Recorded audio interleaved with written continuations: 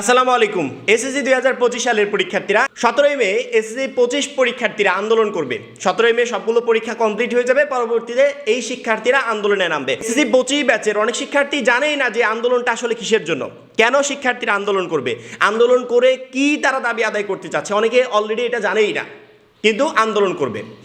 আন্দোলনের মেইন যে কারণটা আমি সেটা আগে দিই, যে আমি এতদিন এই না আন্দোলন বিষয়ে কথা বলেছি, না সাপ্লিমেন্টারি এক্সাম নিয়ে কথা বলেছি, না সিকিউ এমসিকিউ নিয়ে কথা বলেছি, এই রিলেটেড কোনো কথাই বলি নাই। আমার চ্যানেলে জাস্ট একটাই টপিক ছিল, যেহেতু পরীক্ষা চলমান আছে, পরীক্ষার বিষয়ে সাজেশন গাইডলাইন এগুলোই, এছাড়া আমি কোনো কথা বলি নাই। পরবর্তীতে আমার কাছে এত পরিমাণ মেসেজ আসলো, ভাই সাপ্লিমেন্টারি এক্সাম নিয়ে ভিডিও বানান, সাপ্লিমেন্টারি এক্সাম নিয়ে কথা বলেন। আমি তারপরও কথা বলিনি, কারণ সাপ্লিমেন্টারি এক্সামের বিষয়টা আসলে আমি বুঝতে পারছিলাম না যে শিক্ষার্থীরা এই বিষয়টাকে এত গভীরভাবে নিচ্ছে কেন, যে সাপ্লিমেন্টারি এক্সাম চালু হলে এমন হয়।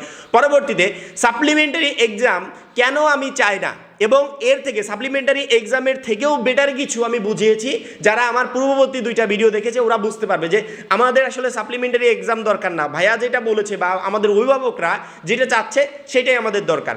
ওই দাবি যদি পূরণ হয়, না কোনো সাপ্লিমেন্টারি এক্সামের দরকার হবে, না কিচ্ছু দরকার হবে, অর্থাৎ টোটাল প্রবলেমটাই সলভ হয়ে যাবে। সেই দাবি হচ্ছে সিকিউ এবং এমসিকিউ মিলিয়ে আমাদেরকে পাশের সিস্টেম করা হোক, যেই সিস্টেমটা 17 সালের আগ অবধি ছিল। পরবর্তীতে সেটাকে পরিবর্তন করা হয়েছে, যার জন্য এখন লাখ লাখ শিক্ষার্থী পরীক্ষায় ফেল করে। যদি সিকিউ এবং এমসিকিউ দুইটা পাশের সিস্টেম করা হয় এবং তারপরেও যদি একটা শিক্ষার্থী ফেল করে, ওর তো পাস করার কোনো যোগ্যতাই নেই। দুইটা মিলে পাস, তারপরেও একজন ফেল করবে, তার মানে বুঝতে হবে ও আসলেই ফেলের যোগ্য।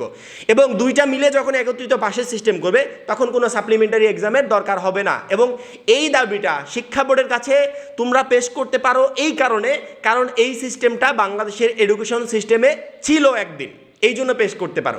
সাপ্লিমেন্টারি এক্সাম কোনোদিন ছিল না, এই জন্য শিক্ষা বোর্ড এটা পূরণ নাও করতে পারে। এখন 17 এপ্রিল যে আন্দোলনের ডাক দিয়েছে এসএসসি 25 ব্যাচের শিক্ষার্থীরা, না আমি তাদেরকে আন্দোলন করতে বলবো, না অন্য কোনো দাবি পেশ করতে বলবো। আমার কথা হচ্ছে, যদি তোমরা আন্দোলনে যাও তাহলে একটা যৌক্তিক কারণ নিয়ে আন্দোলনে যাও, যেই কারণটা শিক্ষা বোর্ড অবধি তোমরা মানে যৌক্তিক একটা দাবি পেশ করতে পারবে। সাপ্লিমেন্টারি এক্সাম নিয়ে তোমরা আন্দোলনে গেলে কি বলবে তখন? সাপ্লিমেন্টারি এক্সাম নিয়ে তোমরা শিক্ষা বোর্ডকে কি বলবে? যে এটা ভারতের একটা সিস্টেম, এটা অন্যান্য দেশের একটা সিস্টেম, যে সিস্টেম বাংলাদেশে নাই, ওইটা আমাদের জন্য চালু করে দেন। আমরা 500 শিক্ষার্থী বা 1000 শিক্ষার্থী আসছি, আমাদের জন্য ওই নিয়মটা চালু করে দেন। চালু করে দিল। তোমরা 500-1000 শিক্ষার্থী যখন সাপ্লিমেন্টারি এক্সাম নিয়ে বোর্ডে যাবে, বোর্ড এটা একবারে টোটালি তোমাদের দাবি মেনে নিবে। আর আমি যে সিকিউ এমসিকিউ মিলিয়ে যে পাশের কথা বলছি, এইটা প্লাস আমাদের সবসময় দেখি, আমরা প্রত্যেকটা রেজাল্টে দেখি 1-2 নম্বরের জন্য এই প্লাস মিস হয়। যখনই এই দাবিগুলো বোর্ডের কাছে পেশ করবে, একটা ভালো স্টুডেন্ট, ক্লাসে টপ করা একটা স্টুডেন্টও দেখবে যে এরা তো আমার জন্য লড়াই করছে, এরা তো আমার জন্যও কথা বলছে, আমি অবশ্যই এদেরকে সাপোর্ট করব। তখন শুধুমাত্র খারাপ স্টুডেন্ট না, তখন শুধুমাত্র ভালো স্টুডেন্ট না, ভালো খারাপ সব কিছু মিলিয়ে সবাই তখন তোমার এই দাবিগুলোকে সাপোর্ট করবে, যে এই দাবিটা শিক্ষা বোর্ডকে পূরণ করতে হবে।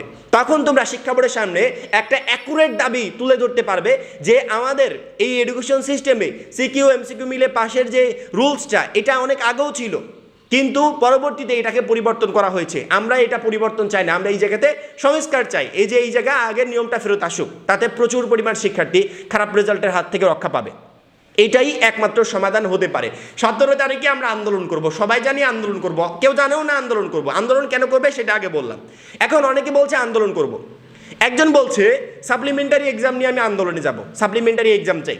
আরেকজন বলছে সিকিউ এমসিকিউ মিলিয়ে পাস করিয়ে দেওয়া হোক, প্লাস 1-2 নম্বরের জন্য যে এ প্লাসটা মিস যায়, ওইগুলো একটা নতুন একটা মানে নিয়ম চালু করুক, যে 1-2 নম্বরের জন্য কারো এ প্লাস মিস যাবে না। ঠিক আছে, একজন বলছে সাপ্লিমেন্টারি এক্সাম, আরেকজন বলছে সিকিউ এমসিকিউ মিলিয়ে 1-2 নম্বরের জন্য এ প্লাসটা মিস যাবে না, দুইটা মিলে একসাথে পাস দিবে, এরকম একটা সিস্টেম। মানে এক একজন এক একটা চাচ্ছে। আবার কিছু শিক্ষার্থী বলছে আমরা দুইটা দাবিই নিয়ে যাব।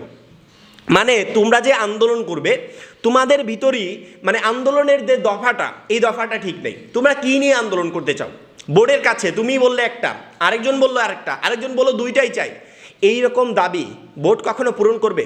তোমরা বোর্ডের কাছে একটা লিখিত, মানে বোর্ড যেরকম করে, বোর্ডের কাছে কোনো দাবি গেলে শিক্ষার্থীরা যখন কোনো দাবি নিয়ে বোর্ডের কাছে যায়, বোর্ড কি করে, একটা লিখিত মানে তারা কাগজ রেখে দেয় তারা বলে, আশ্বাস দেয় যে এটা আমরা মন্ত্রণালয় অবধি পাঠাবো, মন্ত্রণালয় এই বিষয়ে সিদ্ধান্ত নিবে, এরকম একটা তারা আশ্বাস দেয়। এখন বোর্ডের কাছে তোমরা কি লিখিত দিবে? তোমরা লিখিত দিবে আমি সাপ্লিমেন্টারি এক্সাম চাই, মানে একজন লিখিত দিবে সাপ্লিমেন্টারি এক্সাম চাই, আরেকজন লিখিত দেবে সিকিউ এমসিকিউ মিলে পাস করা হোক, 1-2 নাম্বারের জন্য যে A+ মিস যায় এইটা করা হোক, আরেকজন লিখিত দিবে যে আমি আসলে দুইটাই চাই। এটাকে কোনো আন্দোলন বলে? এই সমস্ত কারবার যদি তোমরা এক একজন শিক্ষার্থী মানে এক একভাবে যে গিয়ে বলো বা করো, কখনো এই সমস্ত কিছু শিক্ষা বোর্ড পূরণ করবে? পূরণ তো দূরের কথা, তারা এগুলো গ্রহণই করবে না এবং তারা এগুলো নিয়ে চিন্তাই করবে না। ন্যায্য একটা দাবি নিয়ে বোর্ডের কাছে যাবে, সবারই একমত থাকবে, সবাই অ্যাকুরেট থাকবে যে আমাদের সবারই দাবি এই লিখিত কাগজটা আমরা বোর্ডে জমা দিয়ে দিলাম, বোর্ড যেন এটা মন্ত্রণালয় অবধি পাঠায় এবং তারা যেন এই বিষয়ে চিন্তা ভাবনা করে। তখন পূরণ হলেও হতে পারে, কারণ আমাদের বাংলাদেশের এডুকেশন সিস্টেমে এটা আগে থেকেও ছিল।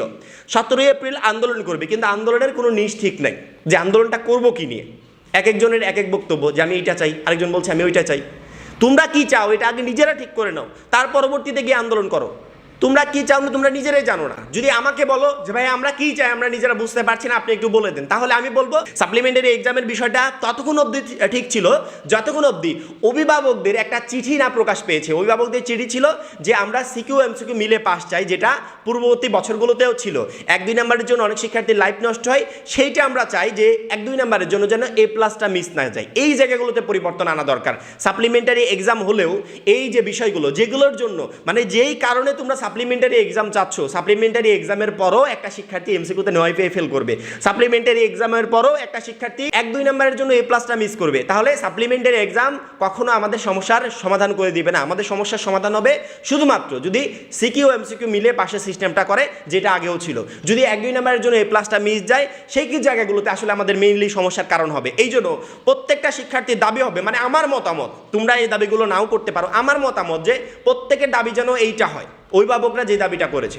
এক একজন এক এক ধরনের দাবি নিয়ে বোর্ডের কাছে গেলে সে দাবি কোনোদিনও বোর্ড পূরণ করবে না। এই জন্য 17ই মে এখনও দেরি আছে, 17ই মের আগেই তোমরা তোমাদের নিজটা ঠিক করে নাও যে কী বিষয়ে তোমরা আন্দোলন করতে চাও বা কী নিয়ে আন্দোলন করতে চাও। বোর্ডের কাছে যদি অ্যাকুরেট দাবি পেশ না করো, বোর্ড এটা নিয়ে চিন্তাই করবে না। দাবি যদি নিজেদের মধ্যেই ঠিক না থাকে, পরবর্তীতে হয়তো বা তোমাকেও প্রবলেমে পড়তে হতে পারে। এবং যখনই সাপ্লিমেন্টারি এক্সামের বিষয়টা তুমি বোর্ডের কাছে পেশ করবে, তখন দেখবে শিক্ষার্থী ভাগ হয়ে গেছে। তোমরা 1000 শিক্ষার্থী দাবিগুলো পেশ করছো, আর লাখ লাখ শিক্ষার্থী দেখবে তোমাদের বিপক্ষে চলে গেছে, যে এরা সারা বছর পড়াশোনা করে না, এখন আসছে সাপ্লিমেন্টারি এক্সামের জন্য। যখন তোমরা ওদের নিয়েও ভাববে, যারা ভালো স্টুডেন্ট ওদের নিয়েও যখন চিন্তা করবে, তখন তোমার এই দাবিকে 19 লক্ষ শিক্ষার্থী সমর্থন করবে। আশা করি এর থেকে বেটারভাবে বোঝানোর আর তোমাদের কোনো দরকার হবে না। এখন এই পর্যন্তই। পরবর্তী ভিডিওর জন্য চ্যানেলটা সাবস্ক্রাইব করে রাখবে। সবাই ভালো থাকবে, সুস্থ থাকবে। আল্লাহ হাফেজ।